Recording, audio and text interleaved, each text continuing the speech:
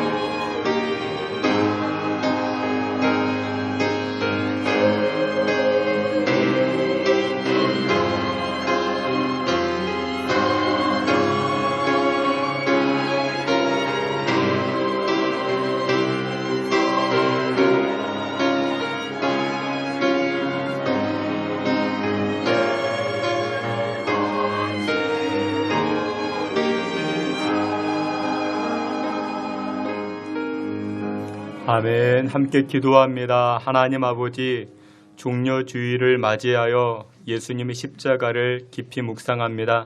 고난당하신 예수님을 기억하며 나아갈 때 새 생명의 은총을 허락해 주시고 오늘 말씀을 대할 때에 생명의 만나를 대하오니 우리의 심령이 살아나게 하시고 영과 육이 살아나는 귀한 시간 되게 하여 주시옵소서. 예수 그리스도의 이름으로 기도하옵나이다. 아멘. 우리 오늘은 요한복음 12장 말씀을 통해서 때를 아시고 라는 제목을 가지고 주님의 은혜 나누고자 합니다. 오늘 주일을 종려주일 그렇게 말합니다. 종려주일이라는 것이 무엇이냐? 예수님께서 십자가를 지시기 위해서 예루살렘 성을 입성하게 됩니다. 그런데 그때 예수님께서 나귀를 타고 입성하실 때에 많은 사람들이 종려나무 가지를 꺾어서 흔들며 호산나 찬송하리로다, 호산나 찬송하리로다, 이와 같이 환호했던 것을 기념하여서 종려나무, 종려주일 그렇게 이야기를 하곤 합니다. 그 여러분들 쉽게 이해하기 위해서는 제주도 야자나무가 있죠. 그 야자나무 가지를 꺾어서 흔드는 것입니다. 예수님께서 입성할 때 이렇게 길고 커다란 야자나무 잎을 꺾어 흔들면서 호산나 다윗의 자손이여 찬송하리로다, 찬송하리로다 이렇게 외쳤던 것에 유래하여 오늘을 종려주일 그렇게 이야기를 합니다. 여러분들, 종려주일을 기점으로 예수님의 고난이 시작됩니다. 금주 이번 한 주간 동안 십자가 고난을 묵상하시면서 십자가를 통해서 보여주신 하나님의 사랑을 체험하고 살아가는 저와 여러분 되시기를 주님의 이름으로 축원합니다. 예수님께서 예루살렘 성을 입성하신 다음에 그러니까 일주일 동안 고난당하시게 됩니다. 그러니까 십자가 지시기 바로 전까지 일주일 동안 고난당하시게 되는데, 그런데 그때 그 일주일 동안 여러 일들, 여러 사건들이 벌어집니다. 그 대표적으로 우리가 잘 아는 것, 첫째는 이것입니다. 예수님께서 제자들과 떡과 잔을 나누었던 소위 말하는 그 최후의 만찬, 그 최후의 만찬이 바로 이때 나타나게 됩니다. 그리고 나서 최후의 만찬을 끝내시고 예수님께서는 겟세마네 동산에 오르셔서 기도하시는 장면이 바로 이 일주일 안에 다 나타나게 됩니다. 그런데 최후의 만찬을 시작한 이유가 무엇이냐? 우리 예수님께서 십자가를 준비하시게 되는데 요한복음 13장 1절에 이처럼 말씀합니다. 우리 앞에 있는 말씀 요한복음 13장 1절 말씀 다 함께 봅니다. 유월절 전에 예수께서 자기가 세상을 떠나 아버지께로 돌아가실 때가 이른 줄 아시고 세상에 있는 자기 사람들을 사랑하시되 끝까지 사랑하시니라. 아멘. 이 말씀을 보게 되면 우리가 오늘 요한복음 12장 12절을 보았죠. 예수님께서 나귀를 타고 예루살렘 성으로 들어가십니다. 그리고 나서 13장 1절을 보았습니다.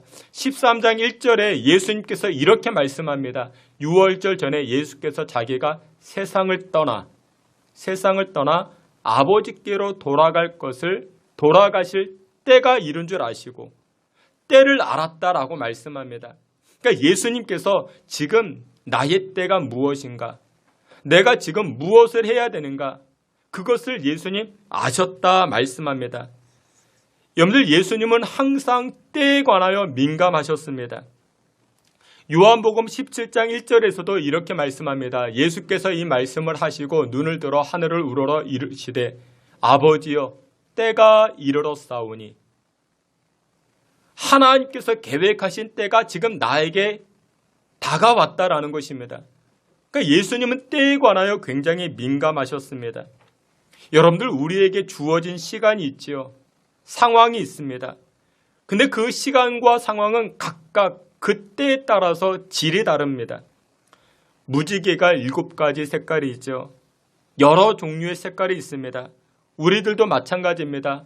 우리가 이 땅을 살아갈 때 여러분들에게 주어진 시간, 여러분들에게 주어진 그 세월이 그때에 따라 다 다른 것입니다. 그래서 믿음이라는 것은 무엇이냐면, 믿음이란 나에게 주어진 시간, 나에게 주어진 세월, 그때에 그때를 명확히 분석하고 그때에 맞게끔 행동하는 것이 바로 믿음 좋음이라 말할 수 있는 것입니다. 지금 여러분들의 믿음의 분량을 체크해 보고자 한다면 여러분들이 지금 무엇을 해야 되는가? 여러분들이 지금 내가 무슨 때를 살아가야 되는가? 그것을 한번 점검해 보셔야 됩니다. 예배 드릴 때입니다. 예배 드릴 때인데 잠을 잔다? 그러면 그것은 잘못 사는 것입니다. 공부할 때입니다. 공부할 때인데 성경을 본다? 잘못 사는 것입니다. 여러분들이 직장에 출근하셨습니다. 그러면 무엇 할 때입니까? 일할 때입니다. 일할 때인데 그곳에서 성경을 보신다? 잘못하고 있는 것입니다. 여러분들 성경을 보는 때가 있고 일할 때가 있습니다. 근데 그때를 분별하지 못하면 그 사람은 믿음이 좋은 사람이라 말할 수 있는 것이 아닙니다. 여러분들 무작정 성경 보고 무작정 기도한다고 다 믿음 좋다 이야기할 수 있습니까? 아니요. 그렇진 않습니다. 그래서 여러분들 때를 분별하는 것이 굉장히 중요합니다. 아무개 권사님이 생일을 맞이하셨습니다. 생일을 맞이하면 케이크에다 촛불을 켜고 어떻게 합니까? 노래를 불러주죠. 무슨 노래 불러줍니까? 생일 축하합니다. 노래 부르죠. 그것이 그때에 맞는 것이죠. 근데 노래 부른다고 그때에 나 같은 죄인 살리신, 그럼 그때가 안 맞는 것이죠. 그렇죠? 잘못 사는 것입니다. 그게 은혜가 있는 것이 아니라는 것이죠. 예수님은 자신의 때를 아셨습니다.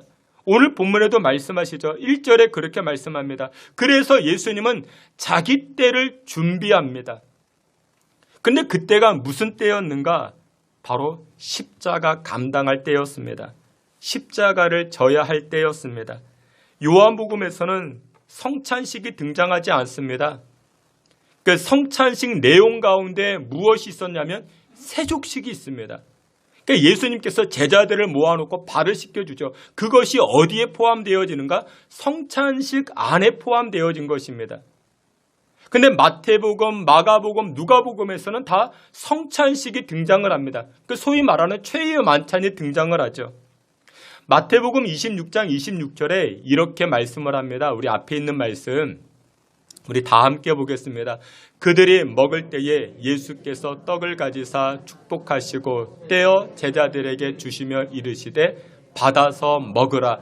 이것은 내 몸이니라 하시고. 아멘. 예수님께서 성찬식을 하면서 최후의 만찬하면서 제자들에게 떡을 떼어주면서 말씀하십니다. 뭐라고 말씀하세요? 받아서 먹으라. 받아 먹으라 말씀합니다. 예수님은 제자들에게 말씀합니다. 야, 먹어야 돼. 내가 주는 거 먹어야 돼. 여러분들 먹는다라는 게 무엇일까요? 먹는다라는 것은 바로 하나됨을 의미합니다. 우리가 오늘 고난주간을 시작하면서 성찬식을 거행하죠. 성찬식은 예수님과 하나 되는 시간입니다. 여러분들 우리가 지난주에도 말씀을 드렸죠. 신앙은 이해가 아니라고 말씀을 드렸습니다. 신앙은 영접하는 것입니다. 받아들이는 것입니다. 수용하는 것입니다. 이것을 다르게 표현하면 먹는 겁니다. 여러분들 신앙이 잘 자라나고 신앙이 좋은 사람들의 특징은 무엇이냐? 아멘을 잘하는 분들입니다. 아멘이 무엇입니까? 받아들인다라는 것이죠. 하나님의 말씀을, 예수님의 말씀을 받아들인다라는 것입니다. 저를 한번 따라해 보시길 바랍니다. 아멘. 여러분들 받아들여. 예수님께서 받아 먹으라 말씀하셨을 때 제자들이 해야 될 말은 무엇이었을까요? 아멘인 것입니다. 난 좀 오늘 배가 좀 부른데요. 나 좀 이렇게 밥 먹고 싶은 마음이 없는데요. 살찌는데요.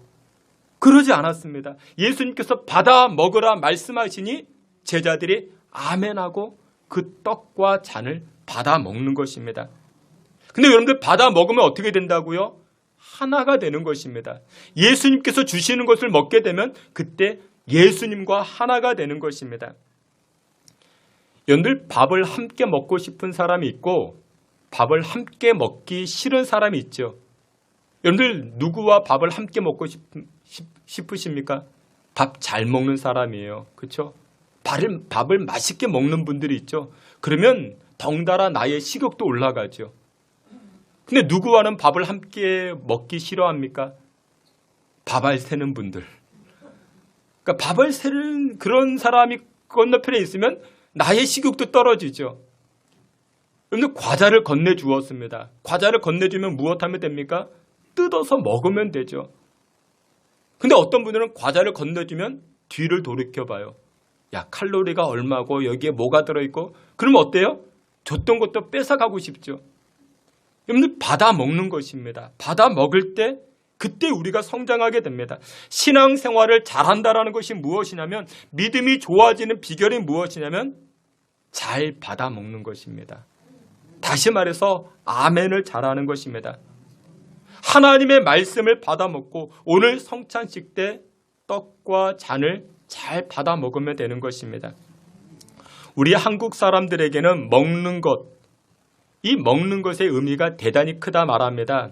이어론 교수의 책들을 보게 되면 먹는 것에 관한 내용들이 참 많이 등장합니다. 나이를 먹는다, 그렇게 표현합니다. 겁을 먹는다, 그런 표현을 씁니다. 운동할 때도 우리 틈으로 먹었다, 그렇게 표현합니다. 이어론 교수의 표현을 보게 되면 먹는다라는 것은 우리 민족의 고유 정서라 그렇게 말합니다. 이어론 교수는 먹는다라는 것은 무엇을 강조하는가? 하나됨을 강조한다, 그렇게 말하고 있습니다. 여러분들, 나이를 먹으면 나이와 내가 어떻게 됩니까? 하나의 인격체로 하나가 되는 것입니다. 여러분들 10살의 나이가 되었으면, 10살의 나이를 먹었으면 10살 나이의 인격체와 동일하다 말할 수 있습니다. 여러분들의 연세가 60, 70이 되었다, 내가 내 나이 60을 먹었다, 70이 되었다, 70을 먹었다, 그러면 나의 인격체도 60과 70이 되는 것입니다. 그러니까 그와 동일해지는 것, 하나 되는 것입니다. 근데 여러분들이 겁을 먹었다라는 것은 나의 인격체가 지금 겁으로 채워졌다라는 것입니다. 그래서 우리는 잘 먹어야 됩니다. 아무거나 먹어서는 아니 됩니다. 제일 잘 먹는 것이 무엇일까요? 제일 잘 먹는 것은 바로 예수님 먹는 것입니다. 오늘 본문에도 마태복음 26장에 성찬식 할 때 예수님께서 제자들에게 이것을 받아서 먹으라 말씀합니다. 요한복음 6장 35절에 보니 이렇게 말씀합니다. 우리 앞에 있는 말씀, 요한복음 6장 35절 함께 봅니다. 예수께서 이르시되 나는 생명의 떡이니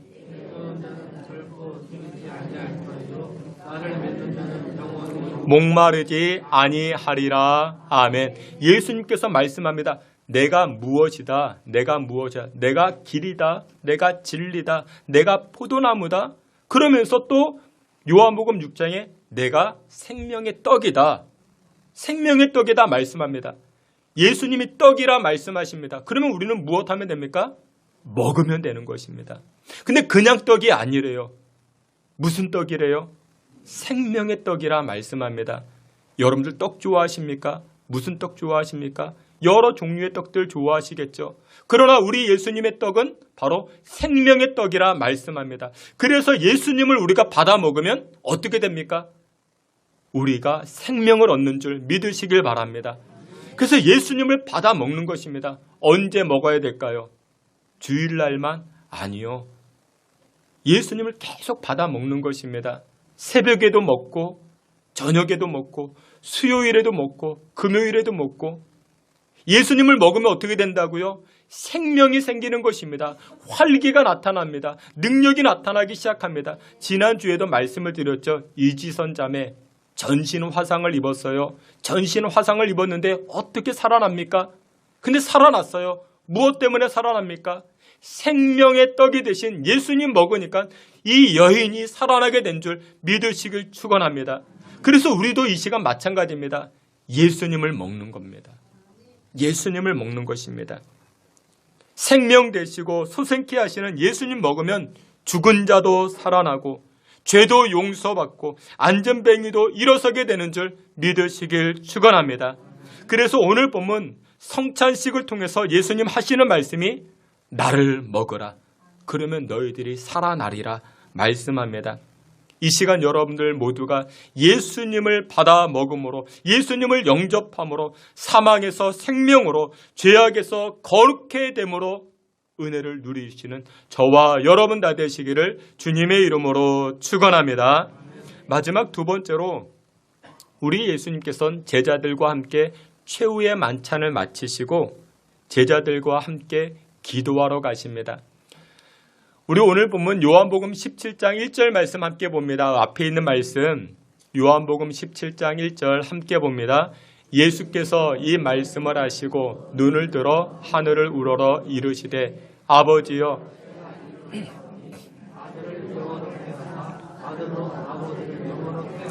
하옵소서. 아멘. 예수님께서 제자들과의 최후의 만찬, 떡을 떼고 잔을 나누고 그것을 마치시고 나셔서 무엇하러 가셨는가? 기도하러 가셨다 말씀합니다. 그것이 바로 이제 17장에 등장을 합니다. 그러니까 우리가 오늘 요한복음 12장 보았죠. 예수님께서 이 예루살렘에 들어가시고 거기서 이제 성찬 이제 예식을 진행하시고 최후의 만찬하시고 그리고 나서 요한복음 15장 16장 내가 길이다 진리다 내가 포도나무다 그러면서 제자들에게 이제 한참 이제 설명해 주시고 이제 최후의 만찬이 끝난 다음에 예수님 무엇하러 가셨는가? 기도하러 가시게 됩니다. 그것이 바로 17장 1절에 등장을 하는 것입니다. 근데 여기에 보니까 또 이렇게 말씀하십니다. 기도할 때라 이야기합니다. 예수님께서 이 말씀을 하시고 눈을 들어 하늘을 우러러 이르시되 아버지여 때가 이르렀사오니 십자가를 감당할 때 십자가를 져야 할 때 고난을 당할 때 그 어려움을 당할 때 그때를 예수님 아시고 어떻게 하십니까? 기도하러 나아가신 것입니다. 다시 말해서 지금의 때가 예수님에게는 기도할 때라는 것을 예수님 아셨던 것입니다. 십자가는 본래 사형틀입니다. 십자가 사형틀은 고대 페르시아에서부터 시작을 합니다. 페르시아 사람들은 이렇게 생각합니다. 자신들이 살고 있는 땅이 자신들이 섬기고 있는 올무주라는 신이 주신 땅이다. 그래서 내가 살고 있는 땅은 거룩한 땅이다. 그렇게 생각을 합니다. 그런데 범죄자들이 있죠. 중한죄를 저질렀던 사람들. 그런 사람들의 이제 사형을 집행할 때 그 범죄자들의 피가 그 땅에 떨어지게 되면 그 땅은 신성한 땅인데 땅이 더럽혀지는 것이 아니겠는가? 정결한 땅인데 땅이 부정해지는 것이 아니겠는가? 그래서 페르시아 사람들이 고안해낸 이 사형틀이 무엇이냐? 바로 십자가인 것입니다. 십자가는 어떻습니까? 땅과 사람을 분리시킵니다. 누구와 누구를 분리시킵니까? 범죄자와 자신들이 생각했던 거룩한 땅을 분리시키는 것이 땅에서 떨어지게 하는 것이 바로 십자가 사형틀이었습니다. 근데 이 십자가 사형틀이 고대 페르시아에서부터 아프리카로 카르타고로 그리고 로마에까지 이르게 됩니다. 십자가 처형은 인간이 생각해낸 사형 방법 중에 가장 잔인한 방법이 됩니다. 십자가 처형의 순서는 이와 같습니다. 사형 언도를 받은 그 현장부터 범죄자가 사형틀을 이 십자가를 지고 그 사형장까지 메고 가야 됩니다. 거기서부터 형벌이 시작됩니다. 그리고는 메고 갈 때 로마 군인들이 책찍질을 가합니다. 처형 장소에 도착하게 되면 십자가에 못을 박습니다. 근데 십자가에만 못을 박는 것이 아니라 그 죄인, 그 범죄자의 손과 발을 함께 못을 박습니다. 십자가에 못 박혀 매달리게 되면 그때부터 피를 흘리게 됩니다. 로마 군병들은 더 빠른 시간 안에 이 사형수들을 죽이고자 창으로 허리를 찌릅니다. 그러면 물과 피가 쏟아지죠. 그것으로 이 범죄자가 빨리 목숨이 끊어지지 아니하면 몽둥이로 다리를 부러뜨립니다. 그러면 체중이 아래로 치우쳐서 더 빠른 시간 안에 숨통이 끊어지게 됩니다. 그래서 예수님도 똑같은 이와 같은 고난을 당하시게 됩니다. 그것이 바로 십자가입니다. 근데 그 십자가는 누가 당해야 됩니까? 죄인들이 당해야 됩니다. 누가 죄인입니까? 오늘 저와 여러분들이 죄인인데, 그런데 우리의 죄를 대신해서 예수님께서 그 십자가를 담당하십니다. 우리 예수님께서 저와 여러분들을 대신하여 그 십자가를 담당하십니다. 근데 예수님께서 그 십자가가 주는 고통과 그 아픔을 알고 계셨습니다.